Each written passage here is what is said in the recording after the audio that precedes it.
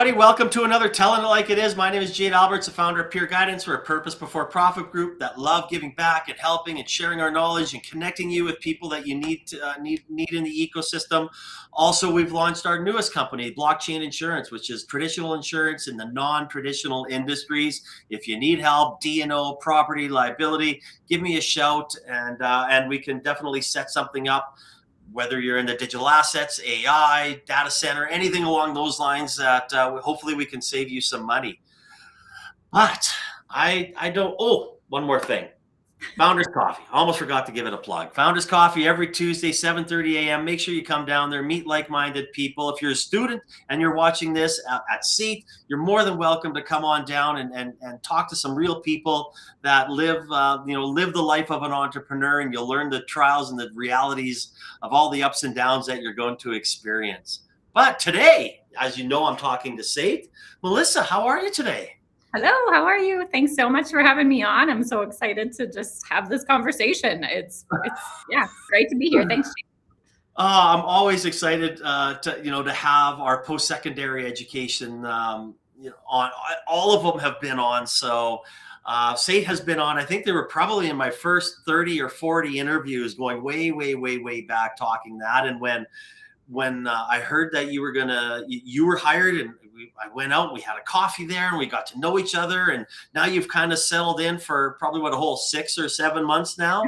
Yeah, I like to say I'm still new. I don't know how long I can use that, but I'm going to keep pulling it out. But I've been here for about 6 months. And when we met, I didn't even really know what I was going to do, right? Because it was like, at SAIT, there's never been an entrepreneurship and innovation office. There's never been this position for me. And so it was so brand new. And it's been very cool and exciting to see, number one, what's currently going on, but maybe it's a little bit disorganized. Number two, what's already in the ecosystem. Love our other post-secondaries and what they've built with their programs.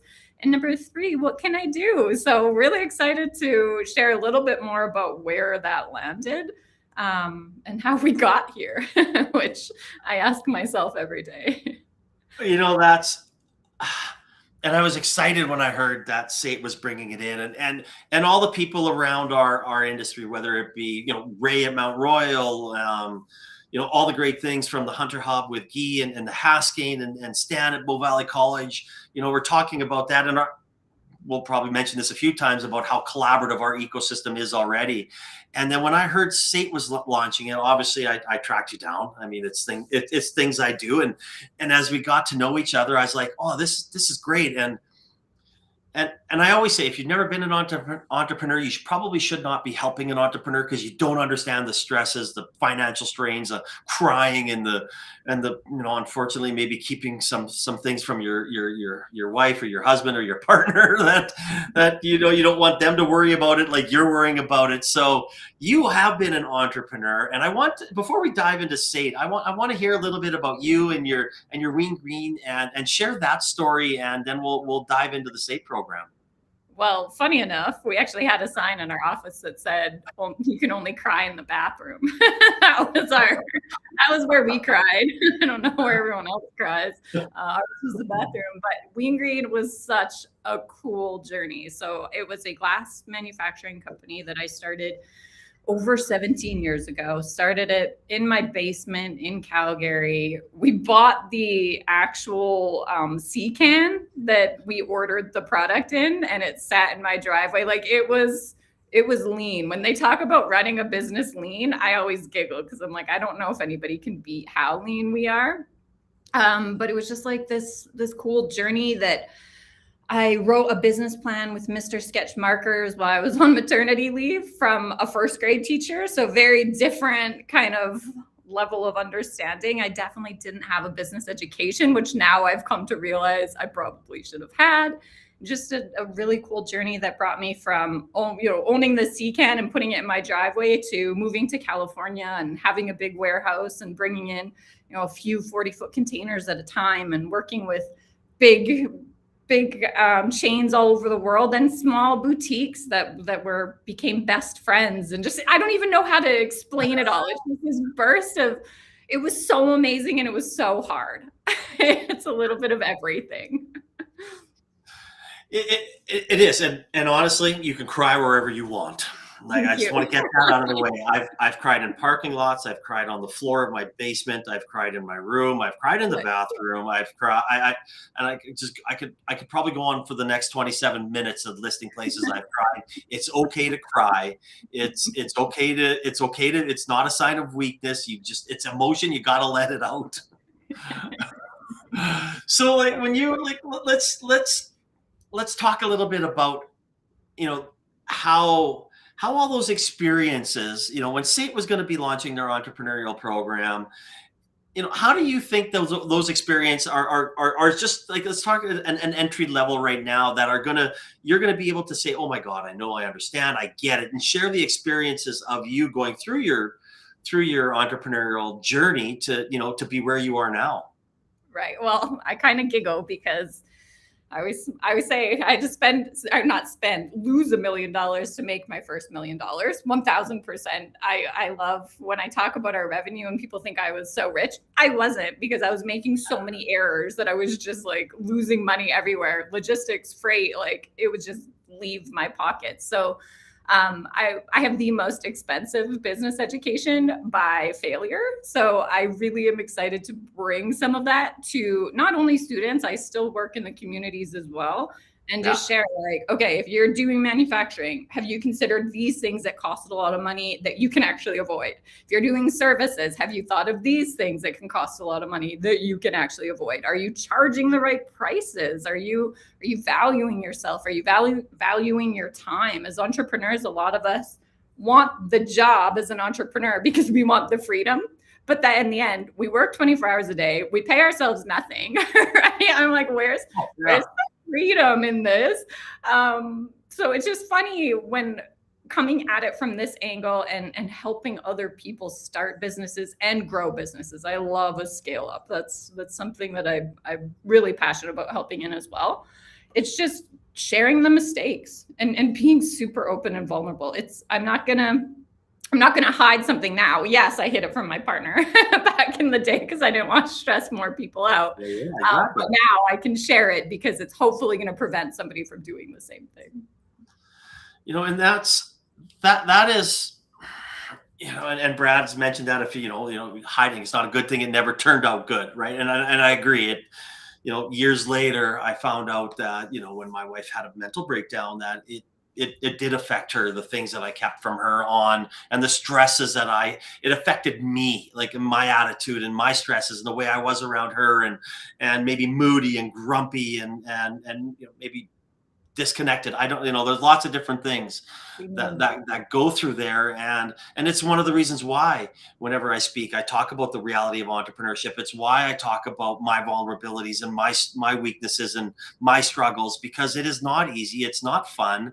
And as you said, everyone assumes the fantasy of entrepreneurship is something that we should not be embracing.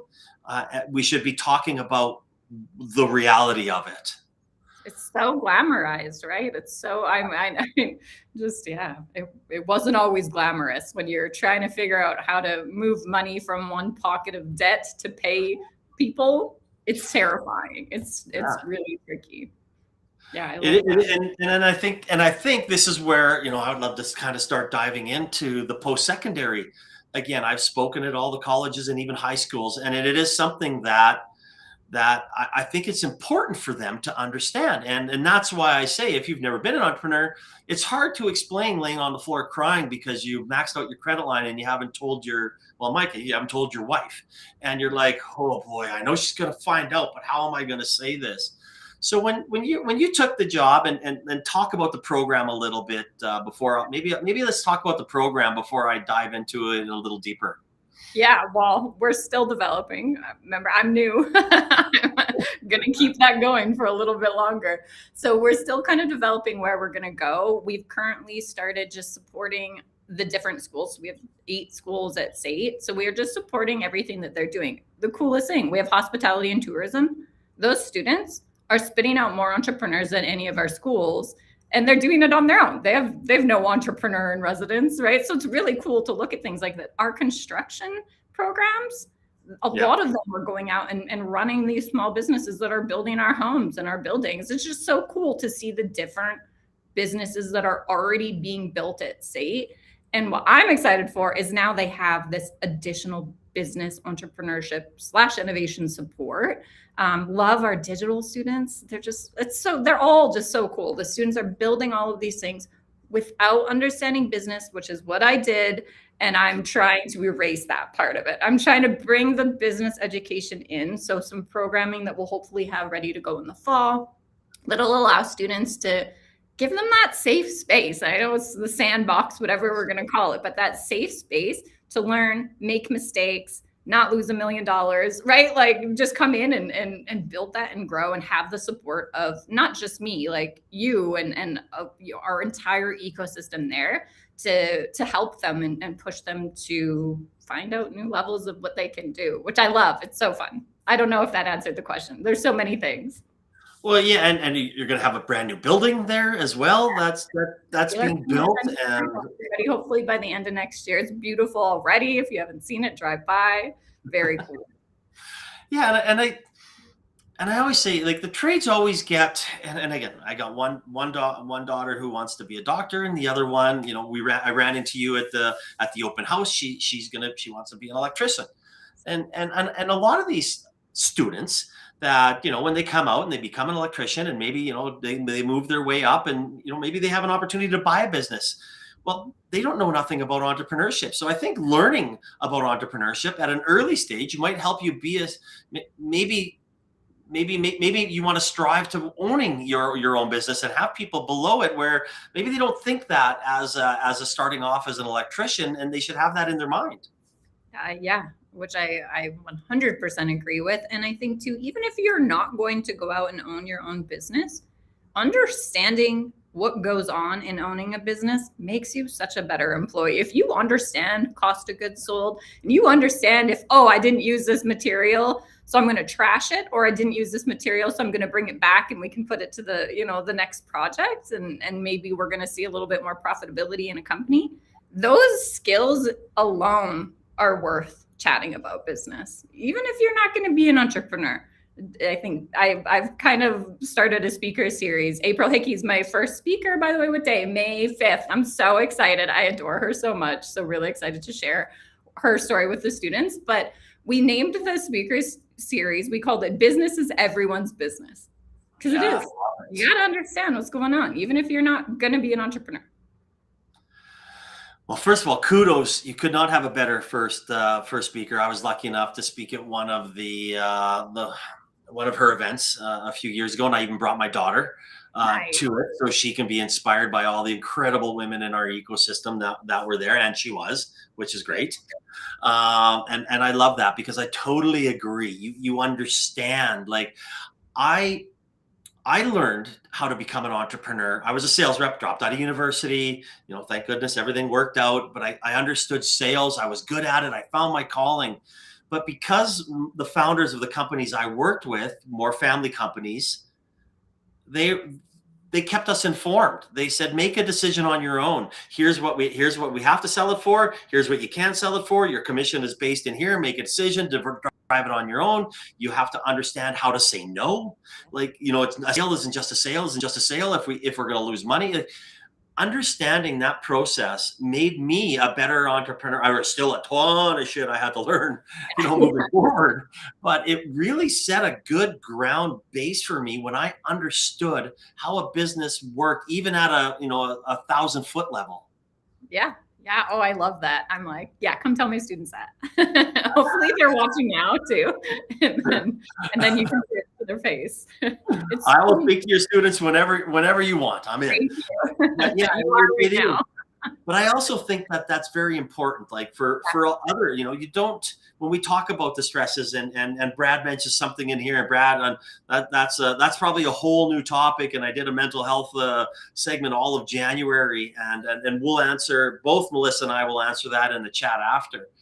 But it is like, it is tough. It's hard to sleep. It's hard to, it is stressful. And that is, when you understand what you're going to be getting into before you understand it, it hopefully will give you a better chance of success. Right. Oh, I'm going to touch really quickly on the mental health piece. I actually somebody asked me to speak at a conference when I was in California, and I spoke to a group of women entrepreneurs about how to try not to attach our self-esteem to our company's performance. And the reason I spoke on it was because I was trying to figure it out myself. Right. If my company's doing great, I'm feeling great. If my company's tanking, I'm feeling like I'm tanking.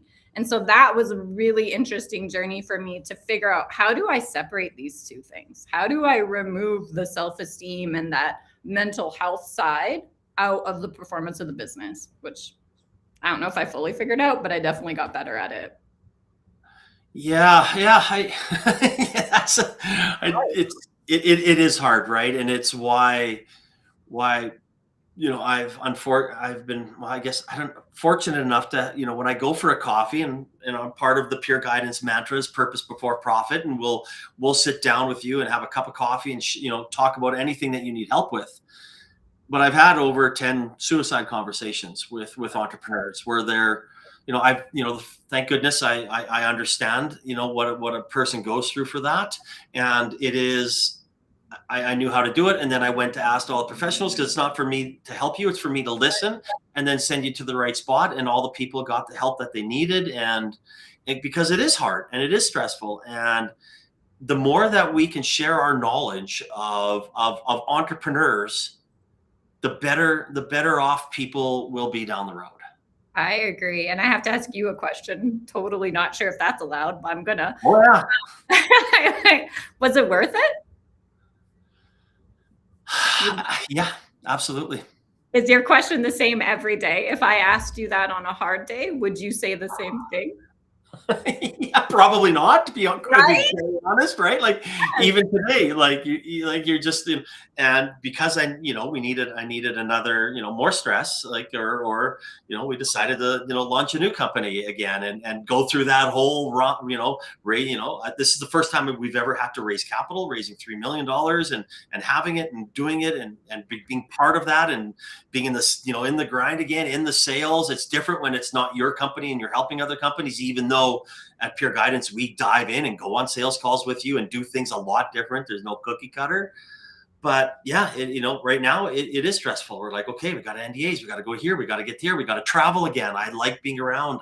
Don't like missing my girls' softball and practices, and right. So it is every day. Every day's a different day. But I would honestly say it's, over the 20 plus years of doing this, I've become very good at what works for me.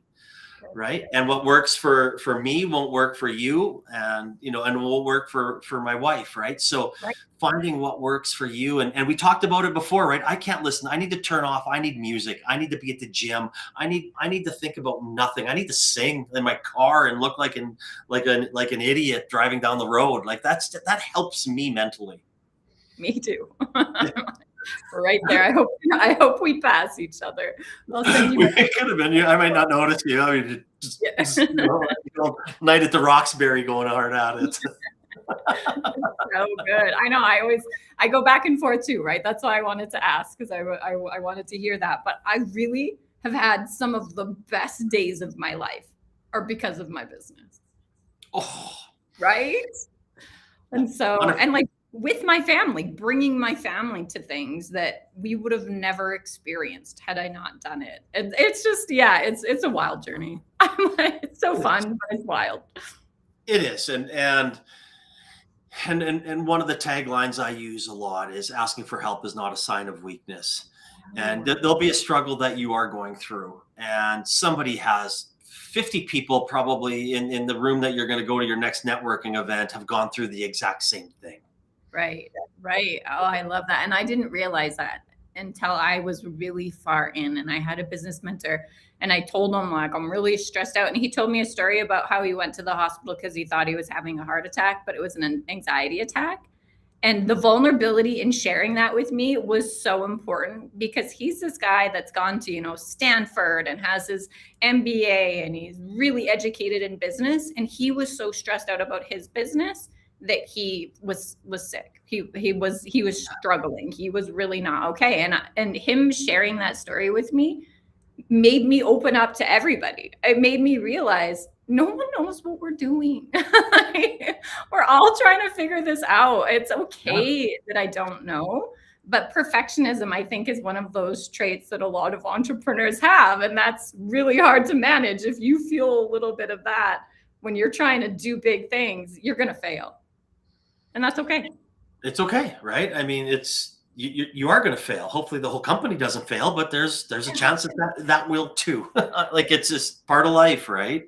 Yeah. And being there, and I think it was probably 3 or so years ago that so a lady was going to be coming on, telling it like it is. And she sends me a note, I think on the Friday, saying, listen, I've accepted a job. I got to shut down my business. Like, I can't, it's done. And she goes, I'm very emotional right now. And I said, well, take the weekend to think about it, but why don't we just change our conversation and talk about that? And I said, I'll be on here and I'll cry with you, and I will. And it was probably one of the most powerful conversations we had, because it was very emotional, right? Talking about how hard it is to actually make that decision to shut your business down. Oh, yeah. Oh, right? It's okay. it's So your now baby. I'm going to tell you guys a story. So I moved back to Canada before I got rid of the business. Before I was out of my business, I came back to Canada. So many reasons. We won't jump into any of that. That's a whole other hour. But during that time, I realized I couldn't run the business from Canada anymore because it was all based in California. And I had to make a decision. What to do? What was I going to do? And my investor at the time, I'd only ever sold 18% of the company. And I was telling him, this is where I am. I don't know what to do. And he said, I'll buy it. I'll buy it from you. And then I'll figure it out, because I didn't have the capacity to do anything else. There was too much going on here. There's too much personal stuff going on. And I was like, I need to make this decision. And even till today, sometimes when I think about it, I'm so sad, because it was so amazing to be, in that company and running that company and bringing that. And we got into this really cool place where we were in, every major store we wanted to be in the US. We were distributing all over the world. But I just couldn't do it anymore by myself, especially. And I didn't have the capacity to go build the team to do it with me. And so I sold to him, he sold to a competitor, and it got shut down. And it's I know, right? Good company. Yeah, so that's what happened to it. It was hard. It is hard, right? Like it's and to be quite honest, like our first company, when we bought the rights to Nathan's, I mean, it's a CPG. We were in Safeway, Sobeys, Loblaws, and it's and you're in that too. Tech gets a lot of love here, and as it deserves. But I always think that CPG gets stuck in, or traditional industries just kind of get stuck in the background, that are in my opinion probably some of the best businesses in this province. Right? Yeah. Oh man, that brings us to the whole collaborator and the ecosystem and the support. I was telling Jay before we came on, when I started, it was actually 18 years ago, and I do the math, which scares me. I didn't use any of Calgary's support. I didn't know about this ecosystem. And as I learned more, thankfully, it was a really supportive community, and they helped me grow, and all of that was amazing. And then as I grew, I started to find out a little bit more. But when I was in California, there was nothing like that. So being part of this ecosystem that's out there supporting all these entrepreneurs, I am just so proud of Calgary. I'm so proud of what we're doing and how collaborative it is. And the fact that I get to hang out with all the other post-secondary entrepreneurship guys, like Secret Club. I won't show you guys the handshake, but I love them, and I love what they've done, and being able to learn from them is just really cool. I think the city's amazing. Very happy.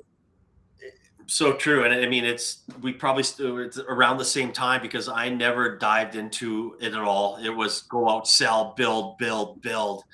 And then when we finally, exited, I was like, I think I went to Small Business Week with the chamber, because I didn't know what, I was going to take a good year or so off. And then I ran into Kevin Dahl, and I was like, I know you. Like, where do I know you? And then, of course, we knew each other from Saskatoon a little bit. And then he's like, oh, what are you doing here? I said, we just kind of sold our company, and And now I don't know. I don't know what I'm going to do. I'm going to take some time off. And it's like, oh my God, people need you.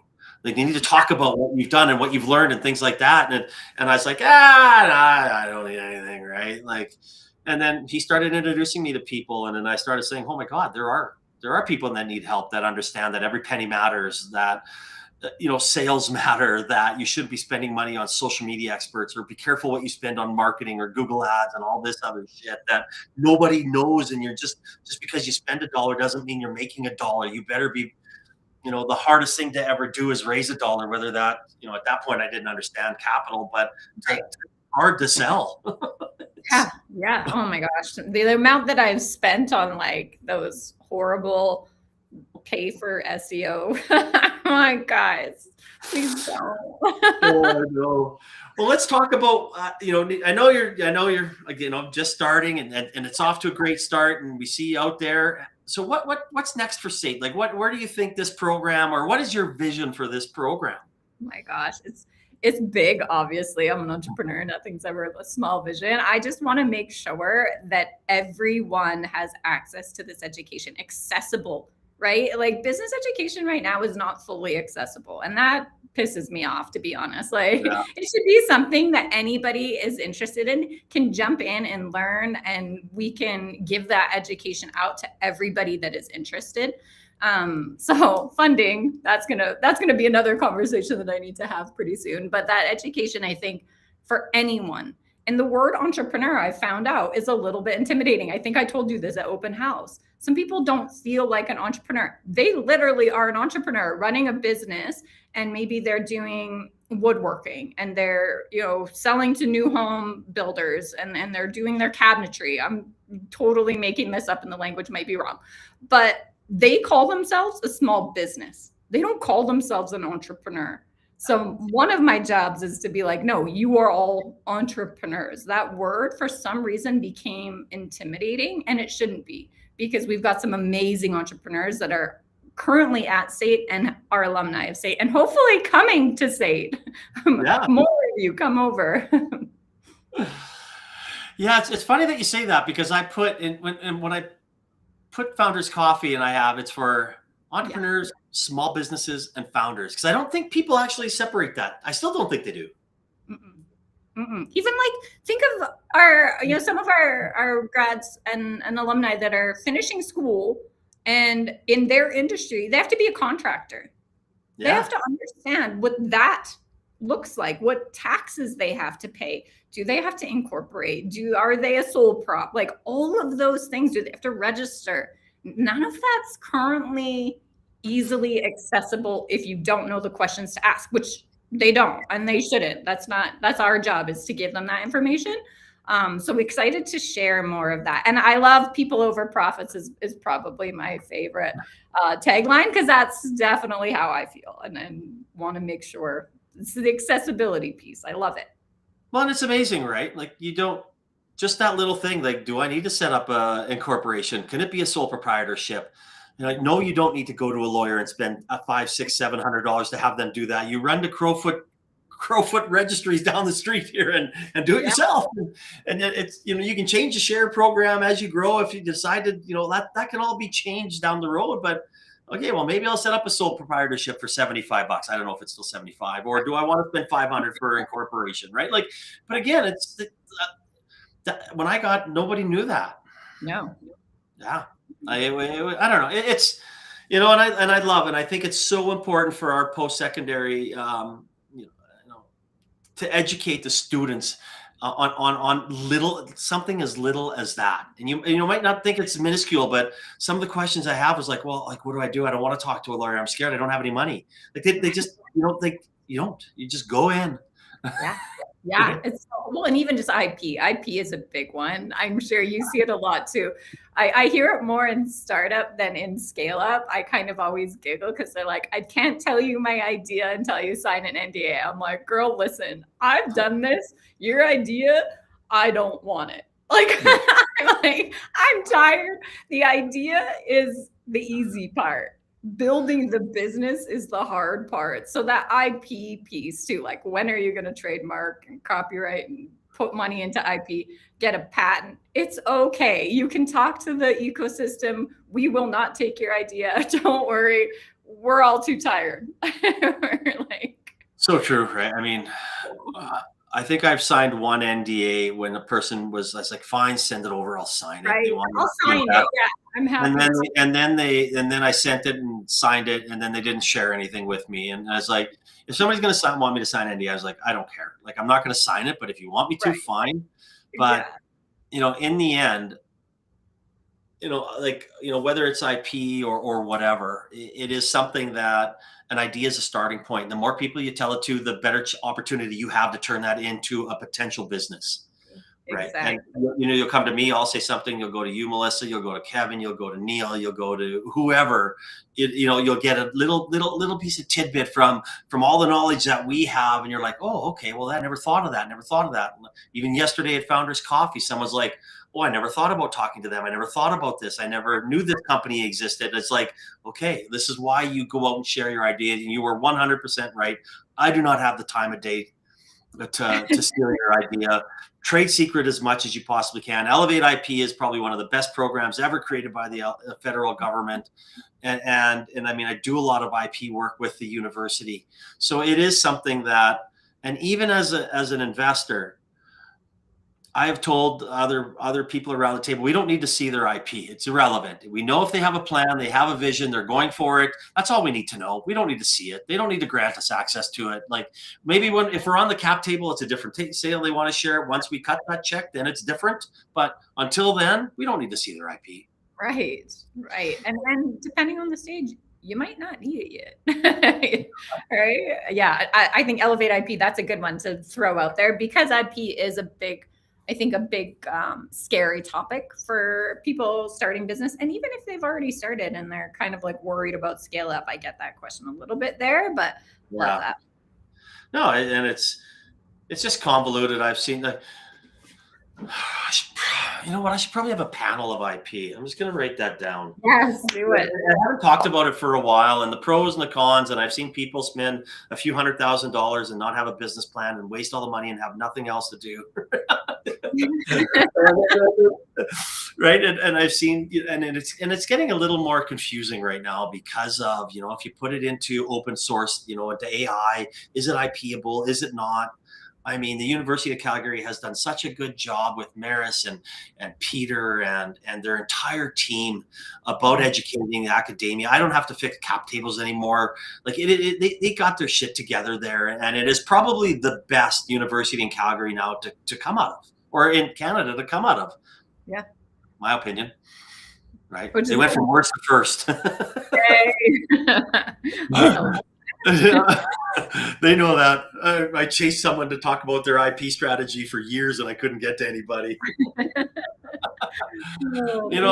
And I talked about, this is Wednesday's my favorite day because of this conversation. I love meeting incredible people and hearing the incredible stories of your journey into entrepreneurship, and now passing and sharing your knowledge on to thousands of students over many years. I hope that you stay at SAIT. But I do have one final question. And again, this question, 400 plus episodes, I thought would die a long time ago, but I always love the answers. And especially from somebody with the wealth of knowledge that you have. So, Melissa, if you had one piece of advice for a founder, small business, or entrepreneur, what would that be? Be nice. Don't be a dick. Oh my gosh, you guys. I was told so many times at the beginning of the company, they're like, you're just too nice. My competitors, I'm not from Saskatchewan, by the way, Jade, I wish I was, you know how much I love it there. But my competitors in the US at trade shows, I overheard them calling me the school teacher from Saskatchewan. Like, that was my whole persona in business. And I would just giggle because I'm like, you say that like you mean it to be, a dig, but that means I'm nice. That means as a pair, I'm from a small town. I'm like, okay, sorry for being nice. And I was told a lot, like, you'll never get ahead because you're too nice. BS. That is the worst thing that somebody can tell you. Be nice. I don't know if of all the answers I've had, I've had that. That's probably the first. Right. And I said, this is why I ask it, because you always get something. And as soon as you said be nice, I'm not going to lie, my mind went back to Roadhouse when Patrick Swayze was sitting in the thing talking to all the bouncers and said, what if he calls my mother what? You be nice. I went back to that clip in my head. I don't know why. That clip in here somehow. We'll have to edit it because it is a little vulgar, but this is my second time I had to use Roadhouse as an analogy this year. No, I mean, what an incredible conversation. And I didn't even have an opportunity to tell people that to click on the link on SAIT. It'll take you right to their entrepreneurship program. It's in the comment section. You don't need to find it. Melissa will be on, she's on LinkedIn. She'll be in there answering some of the questions, that we have in there after. So Melissa, thank you so much for coming on, talking about SAIT, what they're doing, and helping build this program, because I think it's so important. For saying, I've done more work with Nate than I have with SAIT, but it is something that I'm excited about what you guys are going to be building. Thank you. Oh, thank you for being a collaborator. Appreciate all of that. Thanks, Jade. You're very welcome. And again, for anybody that is out there, again, just click on the links in the comment section. Founders Coffee is out there every Tuesday. Lots of great events out there. In the Know YYC, Debbie has a list out there. Follow her on LinkedIn and in the website. And there's so many great people out there that you'll be able to run into and talk to and share your ideas and share your struggles with. So again, Melissa, thank you so much for coming on. I hope everybody enjoys the rest of their Wednesday. And it's going to snow. Boo. I want to get outside and play ball. Oh, goodness. All right.